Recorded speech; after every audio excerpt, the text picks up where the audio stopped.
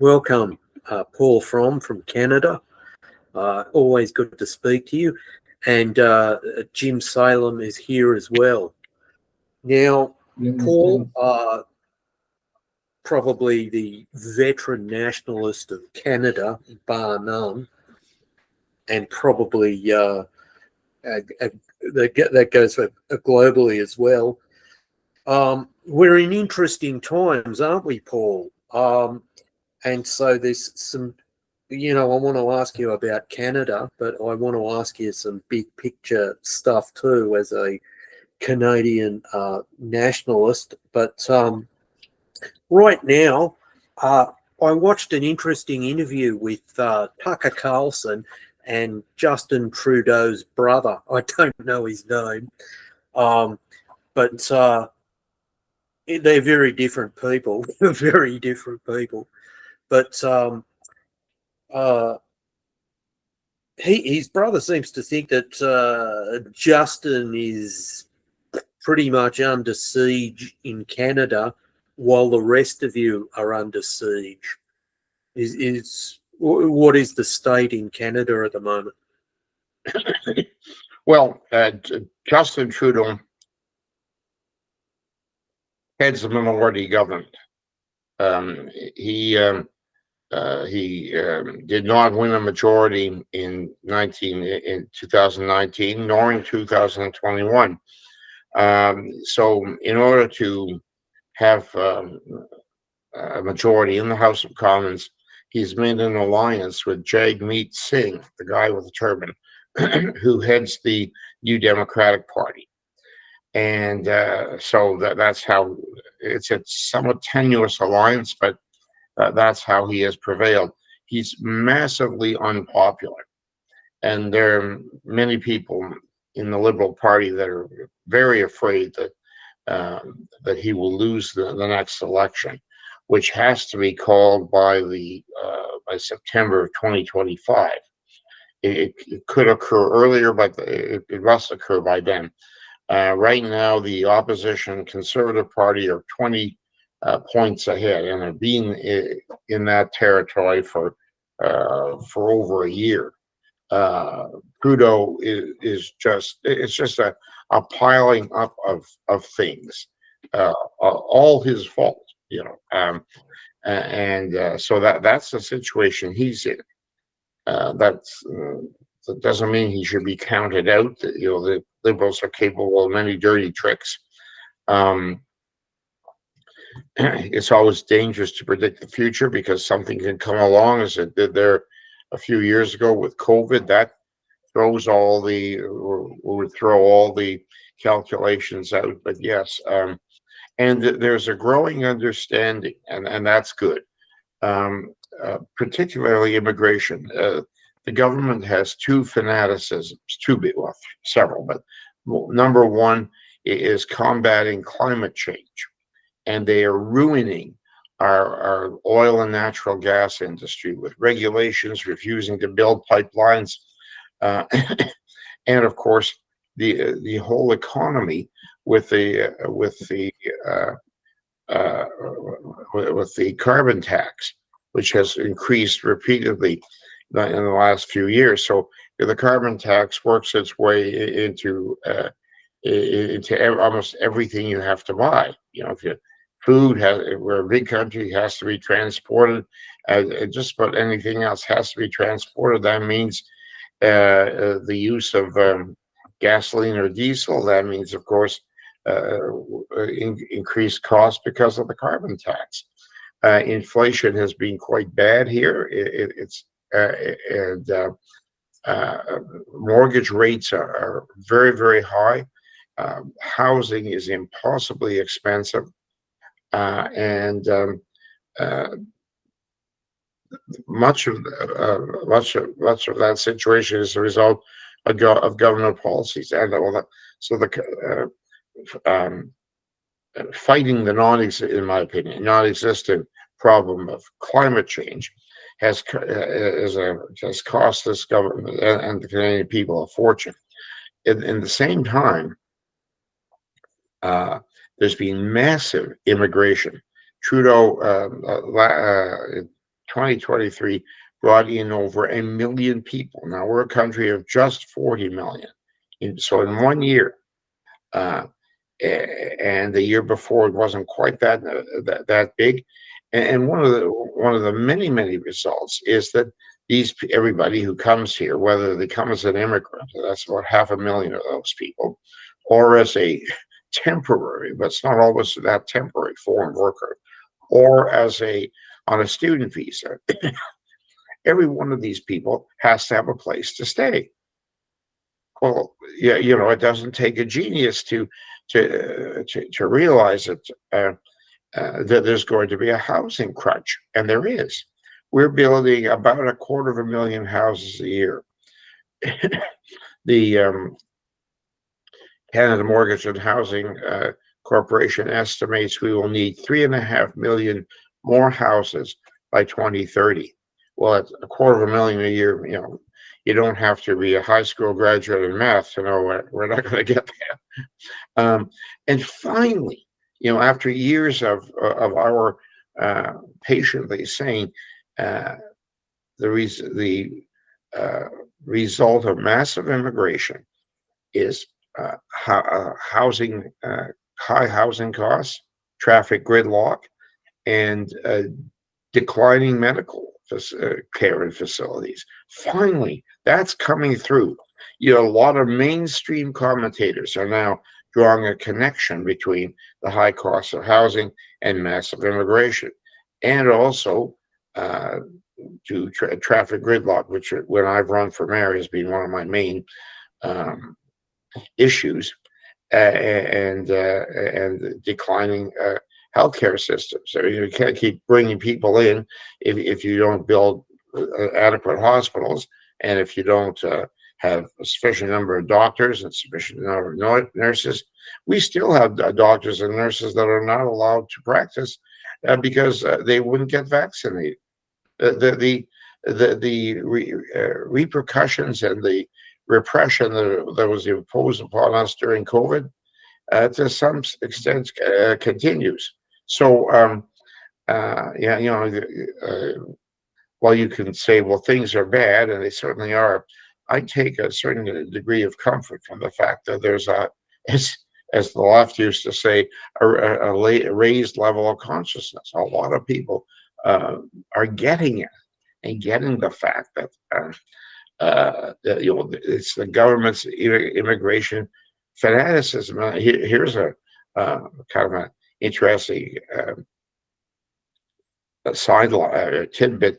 A recent poll showed that almost as many recent immigrants oppose more immigration as do Canadians. A lot of the more recent ones look around and say, allowing more people from my country in is not going to improve my situation. Or in some cases, people say, I left my country to get away from those people, and now they're right here where I am. Anyway, that is a kind of a quick overview. Dean Saleam, that sounds familiar, doesn't it? Do you have anything you want to bounce back on, Paul? Yeah, well, the parallels are quite remarkable. Like Australia runs, for argument's sake, an overseas student program, and we have 13 times per capita overseas students than the United States has.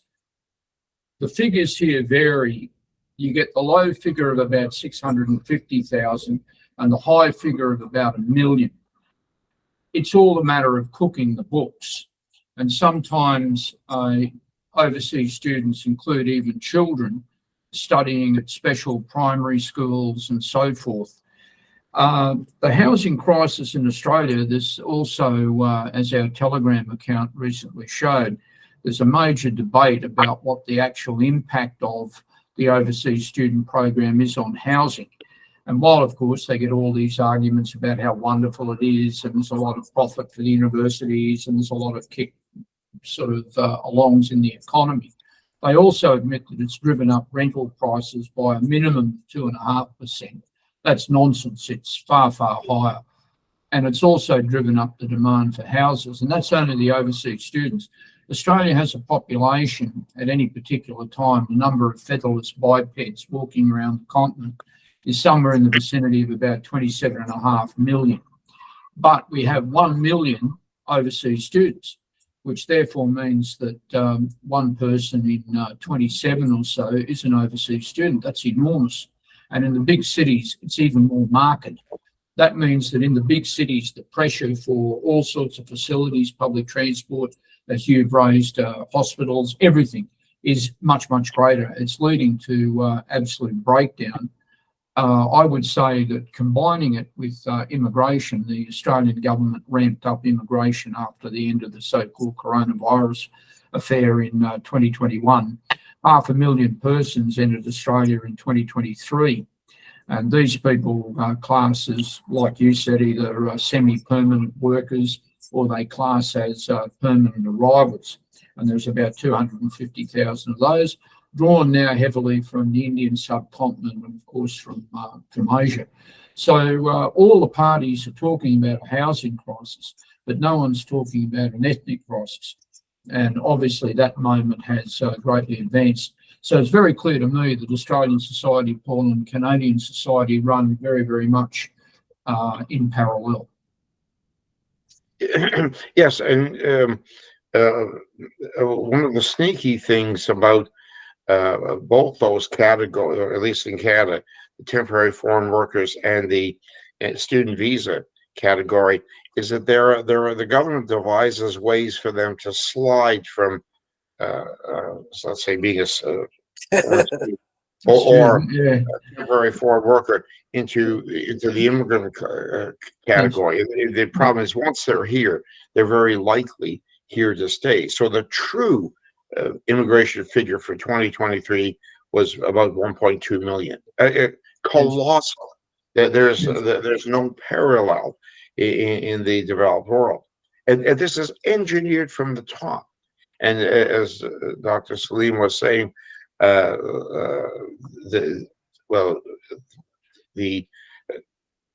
considerable minority of them here are from the Indian subcontinent. We get a lot from China and from the Philippines. What we're not getting is white people, and that's by plan. That that is that's the program. It's our replacement. And that's finally being noticed, at least around the fringes of respectable debate. For a long time, it was simply angrily dismissed as a right-wing conspiracy theory. It's no theory. If I walk outdoors and lots of raindrops start hitting my head, it's not a theory that it's raining. It's raining, and that's what's happening in Canada. The cold-blooded organization of our replacement. And one of the good things that happened with COVID is a lot of people became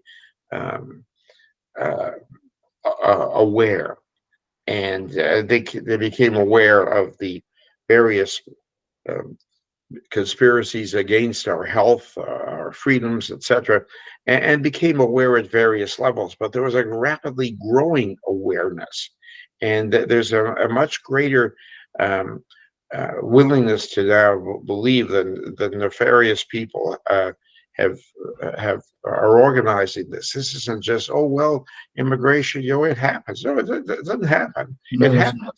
Well, when it's permitted and organized, otherwise it doesn't happen. I can't fly into the United States.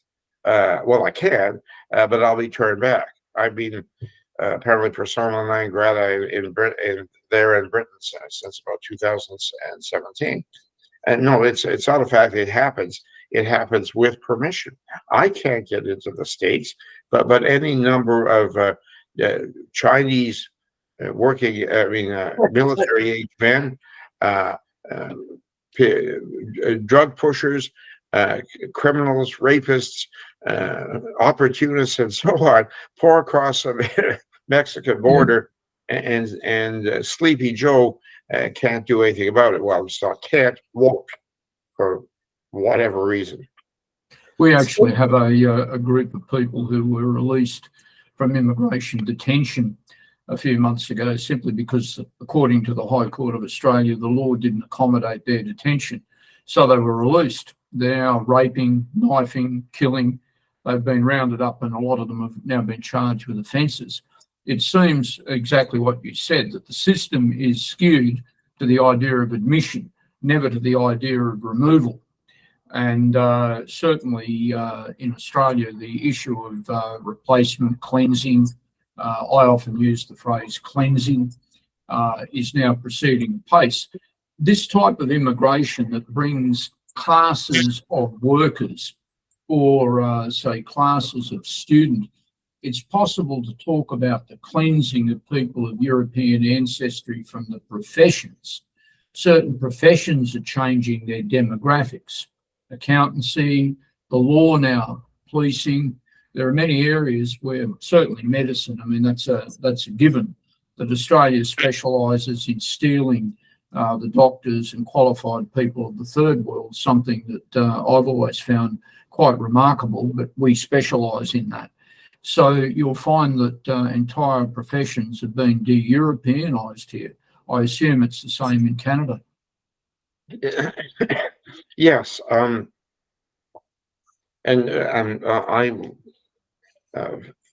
40 years ago, one of my main issues was battling foreign aid. It's not such a big issue now. There are more important issues. But one of the things that always struck me was for a country that shovels a lot of foreign aid to some very, very sketchy projects in the third world. One thing we shouldn't be doing is taking their professionals, and we've been doing that for a number of decades. People from Africa or the Caribbean are trained as medical people, come to Canada and start to practice. They're needed in their own country, and from their own selfish point of view, yes, I get it. They can make more money and have a better standard of living than they could perhaps in Bangladesh, but Bangladesh needs them more. And what we should be doing is training more of our own. It's not as though we're a nation of morons that can't produce doctors or lawyers or accountants or engineers. That should be our priority, rather than poaching them from other countries. It's an interesting thing too, Paul. You've just highlighted the massive increase in numbers in Canada, but it's certainly there are groups in Australia, environmentalist groups. There's one particular group that makes some noises here against immigration, and they talk about sustainability. But it's a thing occurs to me that if the first world imports people from the third world, we're attempting to promote them to the level of first world consumption. Now, if all of the doctrine of climate change was real, or even if the ecology of numbers is real, and I'd suggest there's an ecology to numbers, what would the sense of that be? How does that actually assist if there are problems with the environment, promoting another 1 million, 2 million, 3 million to levels of consumption? How does that work? Well, that's a very good question, and that was that point of view was mainstream among environmentalists in North America up until maybe 30 years ago. The Sierra Club in the United States went through a tremendous upheaval. There were more traditional environmentalists who took the view mass immigration is not good for the environment. I mean, they're going to need the newcomers are going to need more clean water. They're going to need space to live. That's going to impact pristine nature, and you know all the arguments. But gradually they got shoved aside by a Jewish backed element within the Sierra Club, And now, if you are critical of immigration, you're out.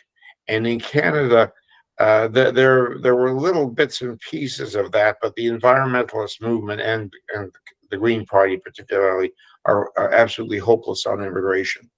They will fight fanatically for not to have development of this or that, or to explore for oil or to build a pipeline, but because of the alleged possible impact on the environment. But they're more than happy to bring in another. Well, last year, a little over 1 million people, and that's quite obviously going to have pressure on the environment in the two major areas they come to. The GTA, that's the Greater Toronto Area, the City of Toronto, and the other satellite cities east of Toronto and west of Toronto around Lake Ontario. That's the GTA, and the Lower Mainland of British Columbia, which is Vancouver and satellite cities. You raised an interesting point there when you mentioned certain Jewish opinion. You obviously have, I've noticed in Canada, as there is in Australia at the moment, there's a boycott, disinvest, etc. movement that's taken on at mainly universities, university occupations, and criticism made of Israel and its foreign policy. Obviously, as occurred in Australia, the certain sections of Jewish opinion favoured Islamic migration very heavily over time, and there are all sorts of interfaith meetings and so on talking about the Australian multicultural society, and it now appears to have exploded literally in their face. Do you have that same situation in Canada, that there's now this massive divide? Jim, the last 7 months have been delightful. Schadenfreude, Paul. Schadenfreude. Oh yes, the cancel culture has gone crazy. People have lost their jobs because they made statements supporting Israel. People lost their jobs because they made statements supporting the Palestinians. Meetings are canceled. Jewish meetings are canceled by the cancel culture crowd that they created for 30, 40 years on campus and elsewhere. You've got the cancel culture. You have I guess he's no longer allowed into Australia either, but David Irving would come to Toronto, and this is 40 years ago, 30 years ago. And at one particular meeting, it was at a really respectable, quotation marks, place of the University of Toronto, the Ontario Institute for Studies in Education. Well, about 2 or 3 days before, they discovered David Irving was a fascist or something. Oh, they're idiots. Okay, so he's canceled, and he moves to another venue. The enemies of free speech find out where it is. It's canceled. The night of the event, he's at a hotel down on the lakeshore in Toronto. About 4 hours before the meeting, the owner of the place, who said he would never cancels. Finally, the meeting ends up at a Latvian hall in the east end of Toronto. Of course, I'm kind of laughing. It was no laughing matter. Everywhere along the line, you lose part of your audience each time you have to change venue. Though in those days, we're talking probably 1992, texting and so on was nowhere near what it is today. So the way to the means of contacting your audience, that part about. It was less than today. So, and that was all organized by one or another of various Jewish groups. So we, whatever you want to call it, the right or patriotic movement, the freedom movement, have lived with cancellations and deplatforming and firings for a long time. Anyway, oh, boo hoo hoo! now the cancel culture is turning on the Zionists, and they've had protests outside the Holocaust Center in Montreal. But that's the big joke, isn't it? Because for so long we were the Nazis, right? Built on a narrative that they now have stamped their trademark on, like they've shoved it. We're not the anti-Semites anymore, and yet it ill behooves us not to speak up. Well, we have the august presence of Izzy Liebler, who ended up as the president of the World Zionist Federation. He based himself in Jerusalem. And I recall reading an article, Paul, back in 1994 by Liebler. It was an insert to the Jewish News. They were having a debate about anti-racial vilification legislation. And Izzy Liebler actually said, quote, "We can no longer rely upon the anti-Semites to keep us Jewish." And he was lamenting the fact that a lot of young Jewish people were rejecting Zionism. They were moving away from the community and all of this sort of thing. And now, of course, you have this supposed new anti-Zionism that's crept into Australian campuses. We obviously have in our country a large Muslim minority which is readily excited over the issue of Palestine and so forth. There are Islamists here. There were attacks on Christian Middle Eastern bishops and whatnot only a few weeks ago. You may have heard of that. Yes. ISIS cells spreading in schools. This type of social media Islamism has now become very, very popular. But what we've got, which is probably, I would say, what also you have, is this Trotskyite, largely Trotskyite movement talking about anti-Zionism. Now, this fascinates me because Trotskyism and anti-Zionism don't exactly mesh together when you really look at the history of it. Yet, it seems to be a genie that's got itself out of the bottle. For argument's sake, you would probably have the same sort of groups and gradations of Trotskyism in Canada that we have in Australia. It's an international leftist movement. It replaced Stalinism at the end of the Cold War and so on and so forth. And yet its founded, its very founder became a Zionist. And there's actually written material about what Trotsky thought, how he moved from his so-called proletarian internationalism to some sort of crypto-Zionism. The people who founded the International Socialists in England, Tony Cliff and his wife, his real name was Yael Gluckstein, as you probably know, and his wife was Cheney Rosenberg. They're Israeli citizens. And they invented this colonial settler ideology. Now, I know you're a colonial settler. I know you are. And I'm a colonial settler. So I found out. But we have this, they're trying to say that Israel are colonial settlers. Now, I never figured Zionism to be a colonial settler movement. It's actually something quite different. I think you would agree with that, wouldn't you, Paul? Well, yeah, the one of the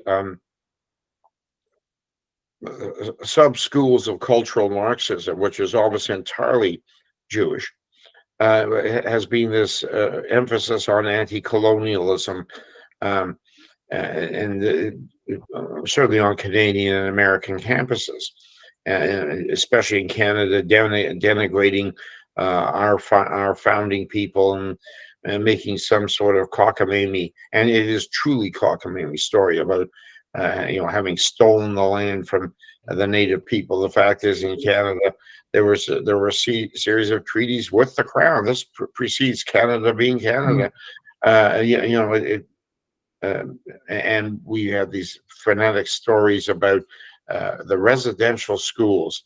And in 2021, there were 260 unmarked graves in a mass grave outside this particular in Kamloops, British Columbia. It's all bogus. There were some anomalies in the soil. In the intervening 3 years, there has never been any effort to find out, were these indeed graves? If they were graves, were they Indian children? If they were Indian children, what did they die of? But the implication was that there was an extermination, and it's all the Catholic Church's fault. And for 9 months, the Canadian flag was at half-mast in Ottawa. We don't do that. We didn't do that when the Queen died, when the former Prime Minister died. If Jesus Christ died, it wouldn't be down for that. It was like an orgy of white hatred, mostly generated by by the Trudeau clique. But what was interesting is that this anti-colonialism ideology has been on the campuses for some decades. Now, though, in a nasty little trick of history. History, that's right. That's right. The brutally uneducated masses have said Israel's a colonial power. Well, actually, in that case, they're right. In one sense, that's right. In one sense, that's right. And of course, they're also white supremacists. It's so funny because it has that view, right? But it's so funny. They had a thing at Monash University. That's actually named after an Australian general of the First World War who happened to be Jewish.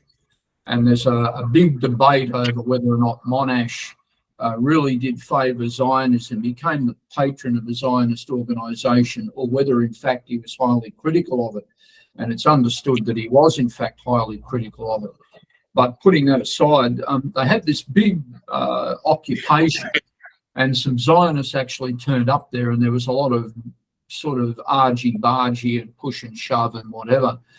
And there was a chap there from the student union, and he was speaking, and they had a queer officer who was present called Beatrice. A queer officer from the student union. A homo? No, Beatrice. Only I think Beatrice might have originally been Bert or Barry. I'm not exactly sure. He's quite cute, actually. Got nice hair. It's fair to say none of that's unusual anymore in the military. None of that's unusual, but Beatrice is all for Hamas. Now, I mean, as an Australian nationalist and patriot, and I've always looked at the Middle East in a certain way, it's greatly regrettable that the true Palestine national movement has been supplanted by Islamists who are a bit, let's just say, off the appropriate wavelength. But I will say this. Yeah. I can't believe that Hamas would embrace Beatrice. I'd be more likely to believe that Beatrice would be found down one of its tunnels and probably its head might be separated from its torso. So it raises a very serious position of cognitive dissonance here, Paul. Queers for Palestine, grannies for Palestine, gays for Palestine. They've got the gay flag out there, the pretty rainbow. It's all there. There's a serious issue here. This movement that started to emerge on our campuses, and I assume it's on yours too, it's playing with a false deck of cards. They're shuffling the deck around, and they're coming out with some remarkable things. And I just can't see how they mesh it together. Maybe you can enlighten me. I'm lost. Yes, it's a delightful series of contradictions. When you talk about this transgender creature for Palestine, I have a feeling that it calls to mind an old country and western song, "Please help me, I'm falling," because in Palestine, the person would be taken up to, if there are any high buildings left, and dropped to the earth. Well, that was what they did to Savak, if I remember correctly, in Iran many, many years ago. The Iranian revolutionaries took them to the top of their secret police headquarters and pushed them off to see if they could fly. And I have a deep belief that a lot of these people would end up the same way. But the literature of this, look, I've been trying to wade through a lot of it, and it's got all of the, I'll say, the standard messages. The proletarian revolution was going all fine in the Soviet Union until Uncle Joe emerged and Trotsky got driven out, and therefore the workers' parties failed in Palestine, and all of this tangled gibberish that there were Arab workers and Jewish workers, and they were getting together in 1924, and then this happened and that happened, and it's the fault of Assad. Interestingly, in the whole thing, when you go through it all like a gold miner guy out there with his pan, you find these little nuggets of untruth. And I noticed that a lot of these groups are still pushing the colour revolutions that took place in the Middle East about 13 years ago, these creatures of Soros, of the CIA, of the National Endowment for Democracy, and all the rest of these marvellous think tanks in the United States. And they're trying to impose this as their ideology. And I look at these, campus-based structures, and they're doing a con job, an enormous one. And before I hand it back to you, I come back to that point you made before, implied before, that anyone can speak untruth, but all lies must contain truth. Otherwise, they're not effective. We know that's obviously the way big lies work. I would predict to you that these Trotskyites, these crazy people, have actually let some truth out of the bottle, and it can't be put back in. What do you say about that? Well, I'm not sure if this is exactly an answer, but the way I see it playing out in Canada is there's a lot of understanding occurring. What has happened, I'm sure that this has been the approach of Zionist groups, throughout the Western world since World War II. They marketed themselves as victims. We are victims. We are a poor, vulnerable minority. We've been persecuted forever and ever. And then there was the Holocaust, and we've been persecuted. Did I mention the Holocaust? And then there was Auschwitz, the Holocaust. Okay, so this is the both the strength and the weak point of the Anglo-Saxon, I would say perhaps most Europeans. We are susceptible to guilt, and we are susceptible. We want to support the underdog. Well, this is perfect marketing, and because somehow it wasn't just the Germans' fault; it was our fault.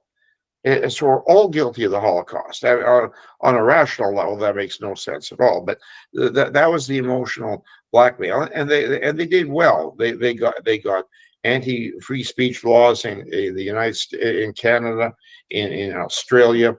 We have the so-called hate law that came in 1971 after 30 years of Jewish lobbying or lobbying by Jewish organizations. They get pride of place. Their concerns are listened to by politicians. Any hint of anti-Semitism, but that basically means criticism of Israel or Jews in any way, shape, or form, is frowned upon, and so on. So they've done very well with that. What has happened, as I see it, after October the 7th, especially in the eyes of people maybe under 30, is that they're no longer the victims. Being badly educated, despite the Holocaust propaganda, Holocaust being taught in many schools, those people in that age bracket don't know much about World War II. World War II is so far ancient history. It might just as well be the Punic Wars. And because they are badly educated, largely because of the first development. But what they can see on YouTube, what they can see on the television, are these poor Palestinians being bombed, incinerated, pulverized, mutilated, denied food, denied, and who's doing that? Well, it's the Zionists. So actually, there's a crazy lady. We've back to got you. on a victim, and I've often thought it was just a little low class. Up until maybe not many decades ago, and I think Dr. Saleam could correct me if I'm wrong, you didn't advertise your victimhood. If you'd had a hard childhood, you wouldn't be telling people, yeah, my old man abused me, or you sucked it up and got on with Got it. on with it. That's right. But But now they've introduced an entirely new mentality, haven't they? And it's a sliding scale of victimhood. But I'll tell you this, my friend, the Jews have just lost all their victim. Well, look, we actually had a thing tonight, Paul. I think it's actually tonight on Sky News. And the former Prime Minister here, John Howard, who went invading Iraq back in 2003. And he had on Josh Frydenberg, who was the treasurer under the last Liberal government. Frydenberg lost his seat to I'll say a trendy female type independent full of, rainbow virtue. And even that appeared to him to be anti-Semitic. And he's running a big thing on Sky News about anti-Semitism in Australia. We have a national newspaper here. It's a propaganda sheet called The Australian. And it's well-written propaganda, but it's still propaganda. And over the last many, many months since the Hamas attack on Israel last year, they've been running this endless thing about anti-Semitism. They're demanding the shutdown of these Muslim groups, intensification of the racial laws. They want education in schools. They want everything. And anti-Semitism has become their absolute yardstick, and it's actually fracturing. The activities of Christian Zionists has been intensified. There's propaganda told to me being distributed in churches by some of these idiots. And I add, Jim, that the influential conservative right of America has... Yeah, the Christian Zionists from the US. Because a hell of a lot, just like you said, the Australian and Sky, well, that's run by Rupert Murdoch. These, Murdoch. like the Daily Wire, etc., come from Jewish money. So, This campaign to recalibrate anti-Semitism, I have to agree with you, Paul. It falls down against certain realities. If we allow, for the sake of the argument, that the verdict on the Hamas attack on Israel is completely correct, and about 1,200 people were murdered in different ways, the response is so disproportionate in every way. Can I just jump in there to qualify that Egypt had warned Israel of that attack, about it. Yep, and right. as if Israel, with its multitude of tentacles of espionage and intelligence across the Middle East, did not know about that. Of course they did. And the beast Netanyahu, Bibi, allowed it to happen. That was his 9/11. Just like the neocon jumped with glee, as did the dancing Israelis over 9/11. He did over that. It could well be so. What would you think that's right, Paul? That the recalibration on anti-Semitism absolutely drops down over the Israeli responses? Yeah. Oh yes. I think even in liberal circles, there is revulsion at what the Israelis have done. It's a massive overkill, and then you can read some even more nefarious plans into that. There may well be the plan to basically ethnically cleanse Gaza and retake it. Those are kind of side issues, but certainly there's endless hooting and hollering in Canada and the United States about the rise of anti-Semitism, and what is interesting is that I think some on the left are beginning to learn of those, I'd say maybe relatively innocent on the left, new recruits or whatever, people who've imbibed the anti-colonial, anti-white hatred on campus, are beginning to see who the major force is behind attacks on free speech. And we now have some of the left-wing groups demanding freedom of speech. We have some real groups to the free speech movement. Just yesterday, they were canceling, conservative or right-wing speakers on campus. But I gave a talk back in the fall, and I must say I stole the title. The title was "The Times They Are A-Changing," which is a song by a Jewish singer, Bob Dylan, very popular back in the 60s and 70s. But I really do think that there has been a major change, and more people are looking on organized Jewry and Zionism, not as something that should be favored, but as oppressors. And domestically, people who try to take away your right to expression. There's a prominent Jewish lawyer in Toronto who appears in usually with employment law, but he has written nonstop since October 7th that the people who attended these rallies, pro-Palestinian, etc., should be outed, and employers should fire them. And if there's any problem in firing these people, he will work for the employer for nothing. There was a law school in Toronto that some of whose members put out a fiery statement, against colonialism and against Israel, etc. And he said that any graduates or any of these people must be identified, must not be hired by Jewish law firms or hired by the Ontario government.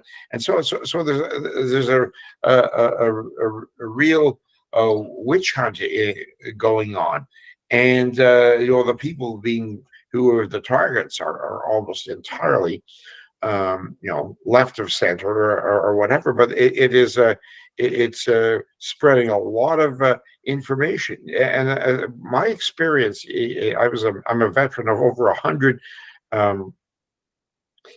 freedom protests during COVID. I became a professional demonstrator, and Lewinsky would love you. Oh yeah, but I learned a lot from the people I met, people who were at varying levels of knowledge, and many of them just discovering. And I had a really amazing incident. I didn't get to go to the truckers' protests in Ottawa. A number of my allies did, but I went to a couple of support rallies in Toronto, and they're freezing to death.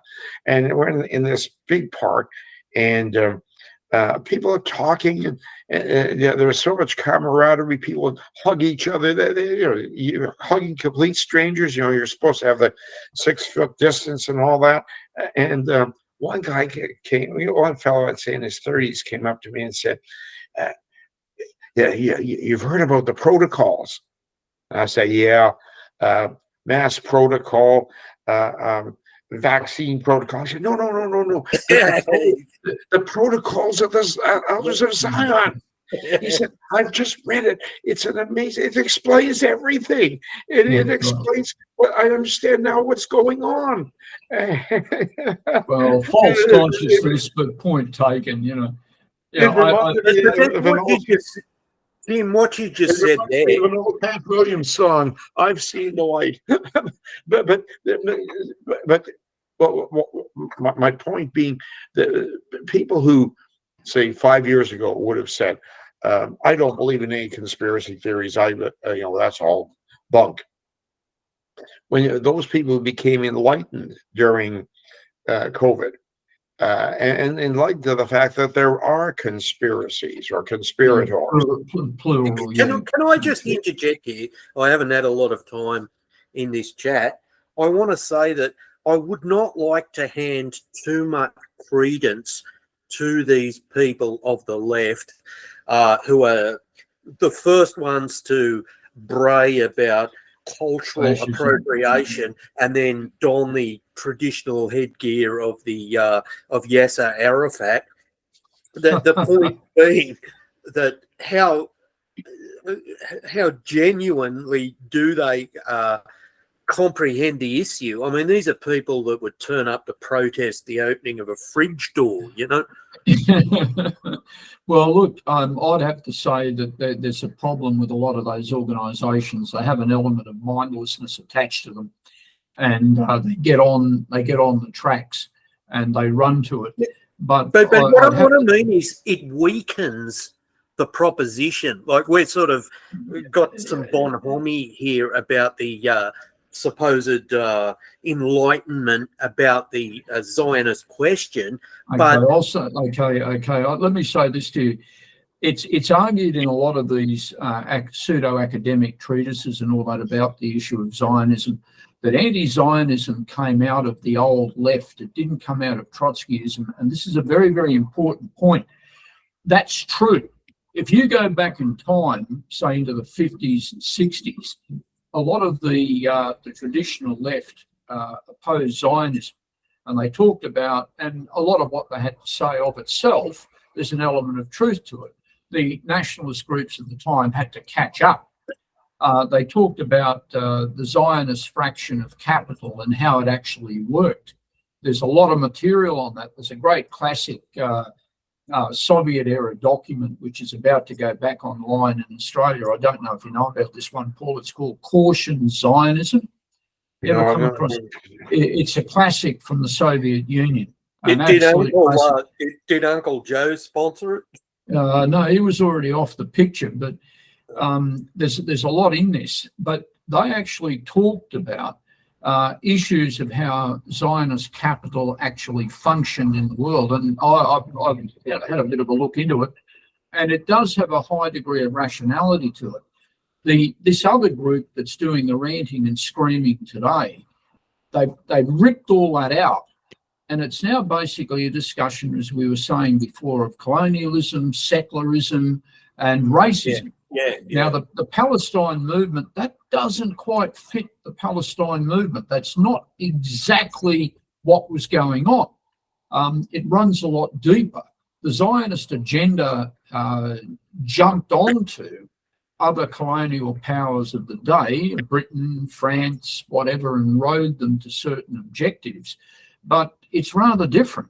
I saw that mad woman, Daniela Weiss, and this comes to you, Paul. She's a sponsor of the so-called Israeli settler movement in the West Bank. And they were interviewing her about Gaza.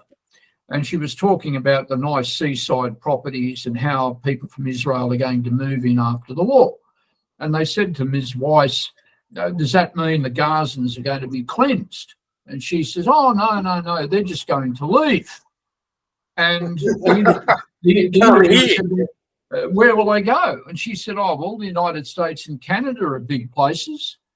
I also understand one of her henchmen actually talked about Australia too, so we're all in the same boat. So here's this insane woman who commands a movement of about, say, 10% of Israel's population, including the most violent, the most racist, the most insane elements that are armed in the Israeli state, wanting to cleanse the Palestine population and send you a couple of million.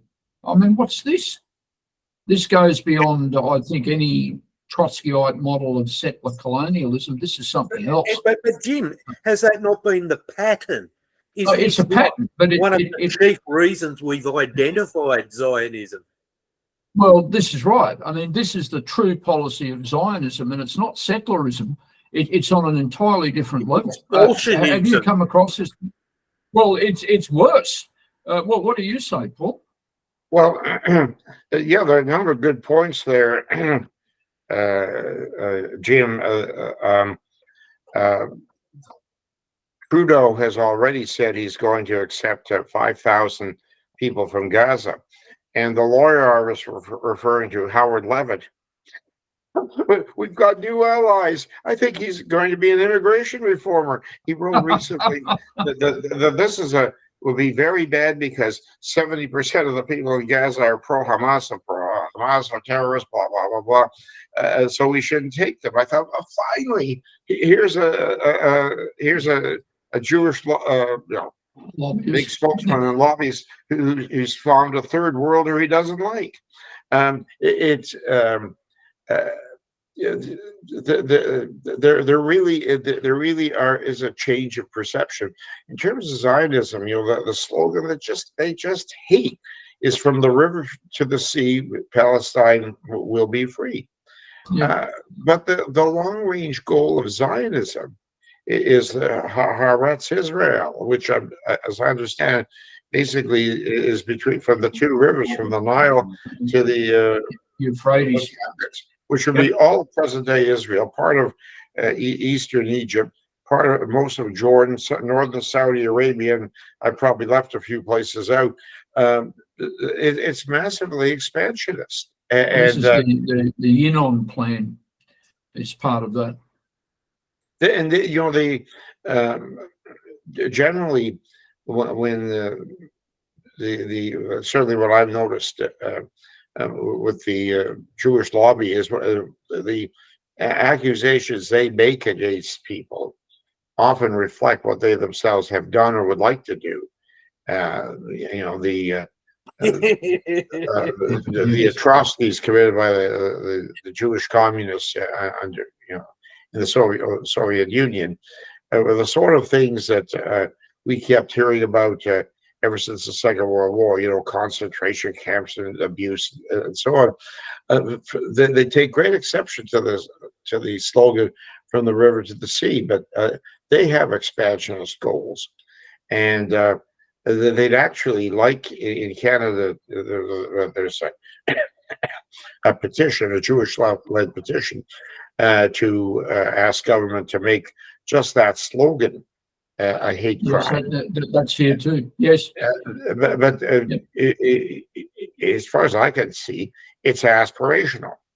From the river to the sea, Palestine will be free. How that's going to come about? Well, okay, we can now start talking about methodology, but any more than Ireland shall be free, a slogan 100 years ago, it didn't mean the extermination of every British or Protestant person in Ireland. No, it did not. And that's something I think, like here in Australia, there's talk of changing the racial vilification laws, criminalising criticism of Zionism. There are suggestions. They're saying this new, the international definition of anti-Semitism is so flexible that it can fit virtually anybody. An overzealous criticism of Israel is anti-Semitism. Anti-Zionism is anti-Semitism, and so on and so forth. Anti-Zionist Jews are anti-Semites. But they're on a hiding to nothing with those sort of propositions. It's crazy. It ends up a madhouse. But I would make the proposition that this is positive in breaking up the multicultural society. We have to look at it. Paul said right at the start of this discussion there that for the last 7 months, multiculturalism has been on trial and it's losing the case. People are seeing that it doesn't work. It's a fact in Australia in the 90s when vilification legislation was discussed, the followers of Liebler went and cultivated, I'll say, Muslim clerics and got them all on board. After we had a civil uprising here at Cronulla in 2005 in Sydney, and there was mass disorder here, all of these groups got together. None of this will happen now. In fact, there's divisions between Middle Eastern groups, Christians, Muslims, different types. It's blown the mythology apart. Now, where that leads ultimately, well, that's a matter for politics. But these are facts. The longer this goes on, and I'll turn it over to you, Paul, the mythology of multiculti is dead. Would you agree? Yes, there were polls that came out in the fall, and I imagine the figures would be even stronger now because the protests and the whole Gaza thing has gone on for months. But the polls show a turning against diversity A lot of people no longer see that as something positive because they see these protests in the street, the Jews against the Muslims or the Jews against the anti-Zionists and so on. And this just isn't working well. We were told we will all be one big happy family. The diversity is our greatest strength. Well, it's not working out that way, and more importantly, it's not being perceived that way. And that's good from the point of view of white nationalists. I would caution about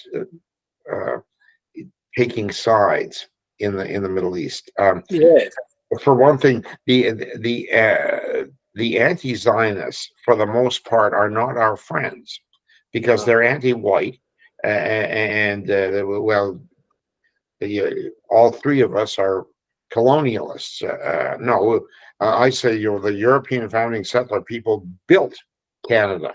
They built Australia. They built New Zealand. What was there before was, to be nice, pretty backward. Or what Hobbes, I think, had it exactly right. The life of a primitive man was mean, nasty, brutish, and short. That was the life of the North American Indians. You can romanticize it all you like. It wasn't very pleasant. We came along, we probably did some nasty things, but in the end, what we brought was far better. But back to the point. I think as white nationalists, we say, well, we should be saying what is right for Canada or Australia. Backing Israel, well, why would we back Israel or back Palestine? It's their fight. We don't want to. We want no part of it. We don't have to be involved. I know Ernst Zundel courted Palestinians for quite a while, and he got nowhere. The left. I mean, there may be some very decent Palestinian nationalists, but it's hard to find them. The leadership is really very, very left wing. Lady Michelle Renouf, there would be hardly any greater ally of the Palestinian people. She did a couple of videos, and when she was came to Canada, somewhere I'm going to say somewhere around maybe 2008 or so. She just brought out a video, very pro-Palestinian, against what the Zionists had done in Palestine. She said, "I want to give this to a Palestine organization." She's very peremptory. So I said, "Well, okay. As a matter of fact, there's a Palestine house not too far from where I live in those days in Port Credit." So I went up there and I introduced myself, and I said, "This Michelle Renouf, she's done this video. She's going to be here in a week. She was wondering if you or your committee would like to have a screening. Show the video. She'd be there. She can answer questions. No cost, no charge. Well, we'll get back to you." Okay, they got back to me a couple of days later. "You're a white supremacist." That's me. No. I wondered, well, okay, why would I deny it? According to Wikipedia, you're a white supremacist, a Nazi, and a perennial candidate for mayor. Well, Actually, I do like to run for office, but I've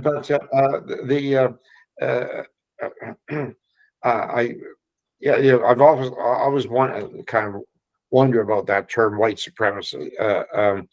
If I deny it, what must I be if I don't believe that white should be? I'm not so sure about supreme, but if I don't like my own race, or what am I? Do I want to be a white inferiorist? Anyway, I say, well, look, I'm just the messenger boy. She's the person with the video. She's the person who's done this work. No no commitment needed. Just you want to give her a hearing? No, I think sorry, but finish it. I've got a point to you, Paul. Go on. No, but that's the story. Efforts to work with them have, in general, proven difficult. Gotten nowhere. So I don't see any margin in our getting involved. I don't support Israel. Theoretically, yes, I'd like to see a Palestinian state, but I don't think it's worth investing any of our effort or our time or limited credibility in. Look, I spoke at an election rally about 7 years ago in Sydney, and what I found is that the general caveat on what we've just said is there are truths involved in the Palestine cause. And some of those truths go back, as we know, to the First World War and many things that happened there. But I found on the issue of the Middle East, I raised points about the Australian government was running this false script about anti-terrorism. And I said to these major party candidates that if you people are really opposed to terrorism, as you say, then you would ask why Western intelligence was funding Al-Qaeda and ISIS in Syria against the secular government of President Assad. After that meeting, I had quite a number of people come up to me who were associates of these fake patriot groups like you've had in Canada too, that are concentrating on Islam, but they're not seeing the other issue of Zionism in the Middle East, or Islamism. They don't see the issue of Zionism. And I had quite good dialogue with these people and said that an Australian foreign policy of the future would not be involved in the Middle East. But I could tell you one thing, we wouldn't be funding Islamist organisations of terror either, which our government was doing. We had a famous academic here called Tim Anderson, long story about him, look him up. But he actually travelled to Syria during the war and actually saw the armaments that were in the hands of the terrorists in Syria, and they're all Western weapons. There's a lady with whom we've had an association in the past in Australia. She went to Syria too. She actually saw the same thing, that the terrorists were armed with NATO weapons. Well, where did they get them? And the point that we made was the obvious one. So I agree with you, Paul. Nationalist organisations can't really be involved in the issue of the Middle East, but we can tell truths that the establishment doesn't want broadcast. Truths about Zionism, truths about Islamism, truths about corrupt Western intelligence, and so on, to what's actually occurring there. We're being conned on every level. I assume you would agree with that. Yes, and I think it's being repeatedly revealed that Netanyahu and the Israelis were among the original funders of Hamas, who are now Nazis. Locals. I've been to the Middle East. I would never claim to be an expert, but my conclusion is that it's a snake pit. And why would we want to reach our arms into the snake pit to choose this snake over that snake? We should basically be neutral and try to keep the conflict from our shores. And now, of course, this is sadly not the way many of the people I would like to think of as allies in the United States behave. I wince at the way the Republicans are so gaga over Israel. Sometimes the enemy of my enemy is not necessarily my friend. That's my conclusion about these protests. But along the way, maybe some of the protesters and the general publicity will shed light on things we want to shed light on. One of the major forces against free speech in Canada, and I'm sure in Australia, has been the organized Jewish lobby. And as these people get smacked down and harassed, the Jewish lobby is making more enemies. They really feel under some pressure here. The old, because the old guilt trick isn't working. You know, we're victims. When people say, what do you mean you're victims? You're the ones beating up on these poor, wretched people in Gaza. It's interesting, the hypocrisy of media. We have it here too. It comes out in the issue of the Ukraine war, which we've discussed. And it seems that if a Russian bomb is shot down in Ukraine, but a civilian dies underneath, it's a Russian atrocity. The issue of media here, a lot of there has been commentary from ordinary people that it's disjointed somehow. The atrocities that are committed by Israel are excused, but things that are done by Russia, which are more likely to be mistakes, they ain't that stupid. Mistakes are held up as war crimes.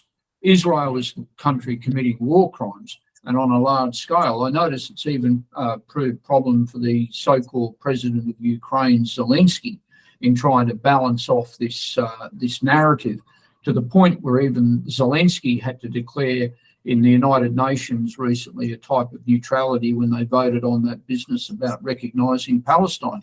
Ukraine abstained. Okay, gentlemen, I'd like to ask Paul a couple of questions here. Yes, I know we're running out of time. Sorry. Yeah, we are. It's all right. It's a fascinating discussion. Excellent, unbridled. But Paul, I've got two questions.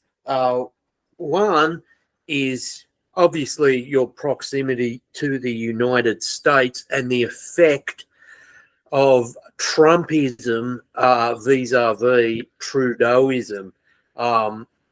Now, there's a hell of a groundswell building up, not building up, but it has built up behind Trump. To a large degree, I think a hell of a lot of people in the great spread of the American empire across the western sides of the globe are praying for him to achieve victory for the one point they believe he will staunch the fanatics in their desire to initiate a third world war. What can I ask your thoughts on Trump and how any sort of victory, if it's from him, would affect your Canadian situation? Well, I think a Trump victory would definitely improve our situation. I think Trump, I take him at his word that he will actually do something about the invasion going on at the southern border. He's talking this time of deportations. I think he is serious. I think he learned in his first term that there really is a deep state. The swamp, he didn't get to drain it. He's going to have to be a lot more ruthless this time. And he's going to have to do a purge of the various government agencies to get rid of DEI. And it's the same in Canada. Our conservative leader looks to be, again, if the election were held tomorrow, we'd have a strong majority conservative government. Okay, getting rid of the carbon tax, very important, good first step, but that's by no means the sum of our problems. A new government will have to absolutely purge the DEI crowd from government, from the civil service, either fire them or set down new instructions. It's out. For instance, our Veterans Affairs recently had a memo that for our Remembrance Day, which I think will be your Australia Day, the chaplains were not to make any reference to God or to religion in any. I guess it couldn't be a prayer or any remarks. I guess they would make in honoring the war dead. This is just crazy. Heritage Canada has mandated the rewriting of many plaques in our national parks to include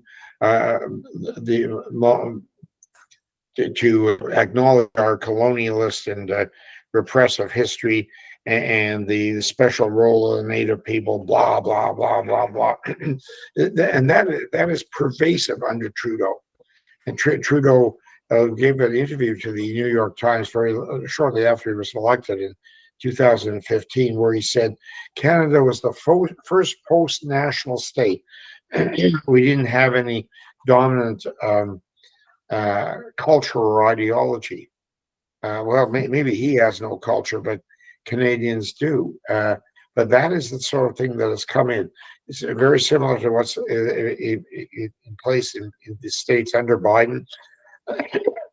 I have a feeling Trump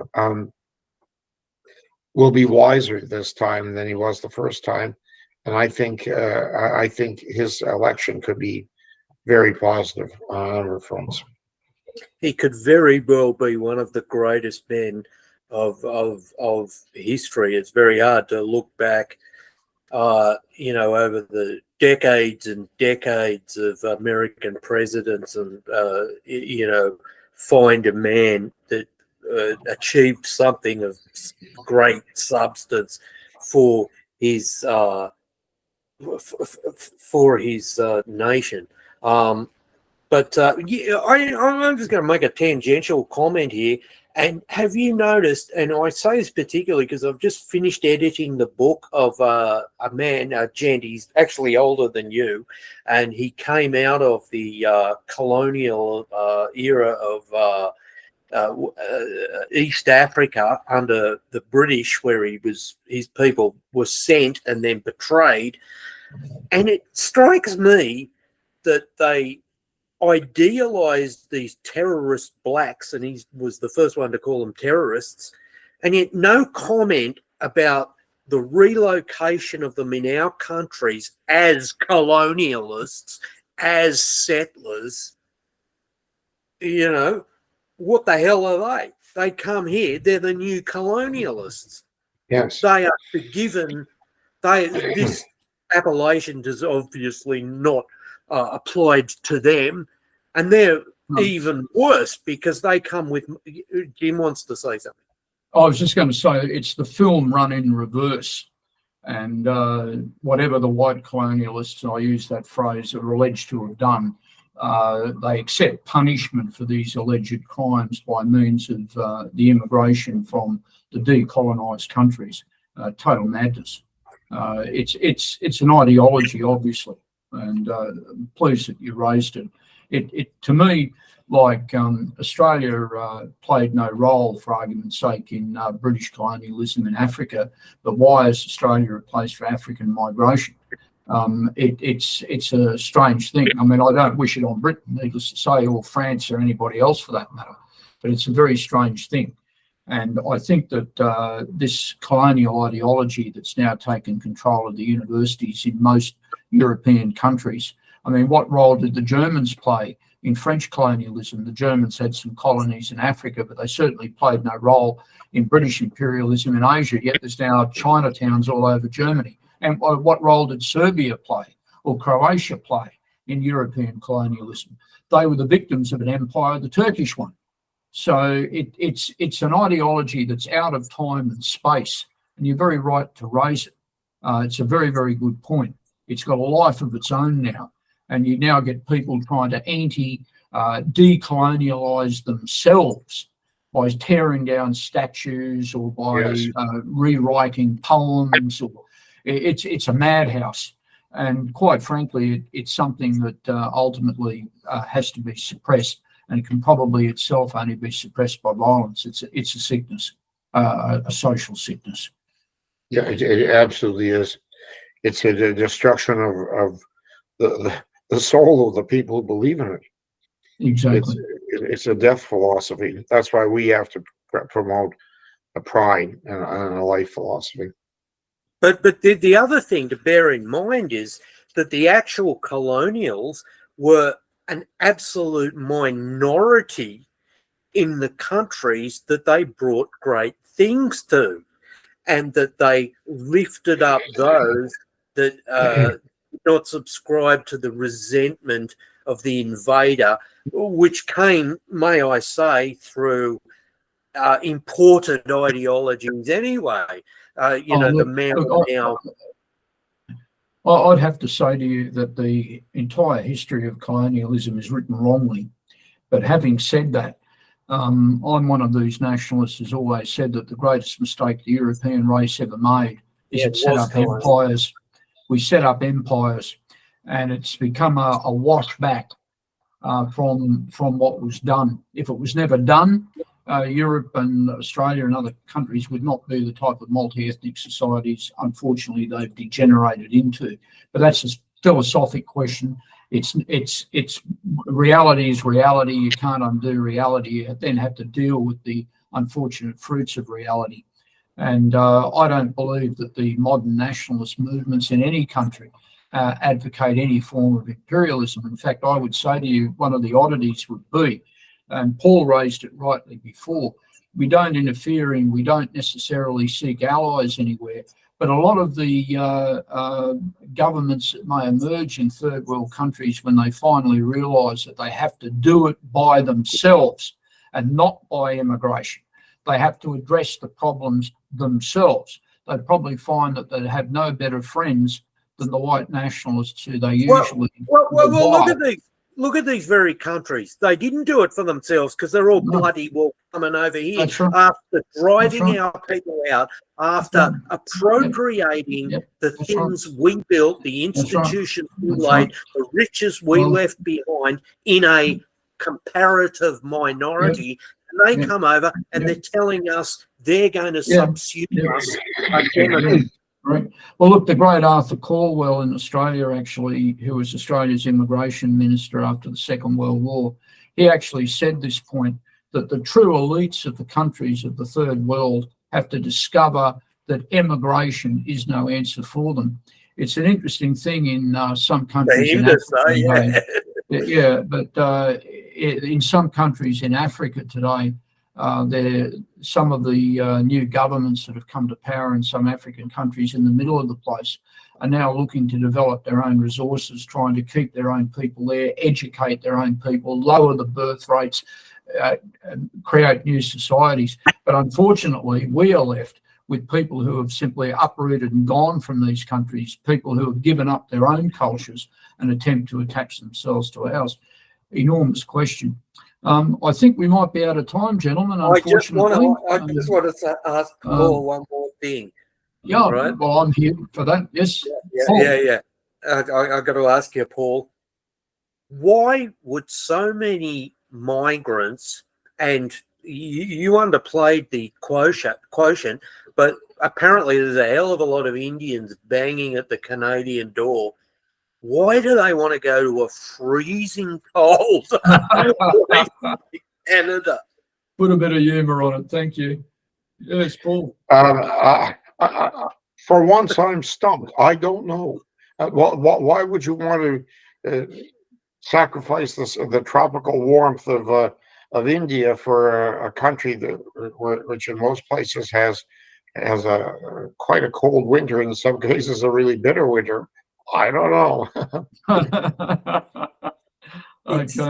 It's part of the greater paradox. Look, gentlemen, it has been the most enjoyable discussion tonight, and I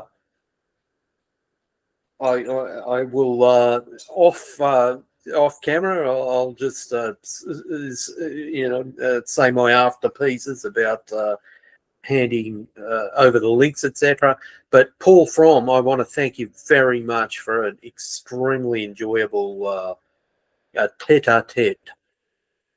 Well, thank you both. It's been a really stimulating and I think valuable discussion. Thank you, Paul. I look forward to speaking to you again in the near future. Good night. Thank you. Thank you.